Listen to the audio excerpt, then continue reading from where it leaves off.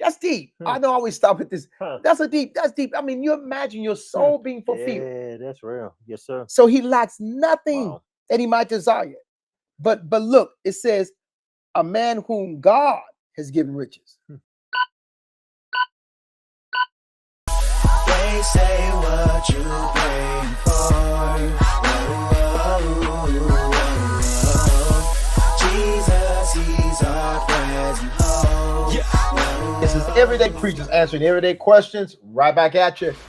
Okay, Jaedyn Montgomery, is it possible that effects into our reality through a faith not placed in Jesus? I'm not really. Is it possible that effects? I'm not really understanding the question.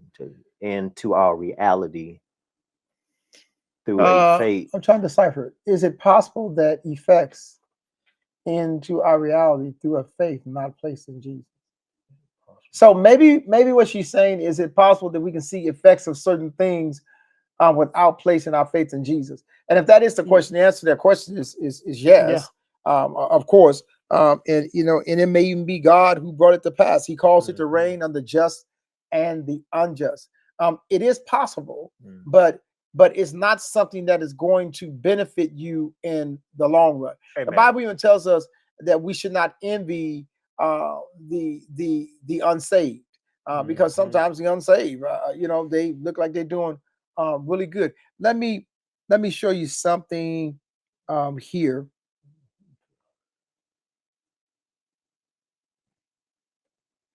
The Bible says in Ecclesiastes 6:1, and this is an example of God involved in something, and there being a reality. I mean, someone who hasn't placed their faith in Jesus, but he says, a man to whom God, I start at verse 1. There is an evil which I have seen under the sun, and it lies heavily upon man. A man to whom God has given riches, possessions, and honor, so that he lacks nothing for his soul of all that he might desire. That's deep. I know I always stop at this. That's deep. I mean, you imagine your soul being fulfilled. Yeah, that's real. Yes, sir. So he lacks nothing that he might desire. But look, it says a man whom God has given riches. Yet God does not give him the power or capacity to enjoy them, things which are gifts from God. But a stranger in whom he has no interest succeeds him and consumes and enjoys him. This is vanity, emptiness, falsity, futility. It is a sore affliction.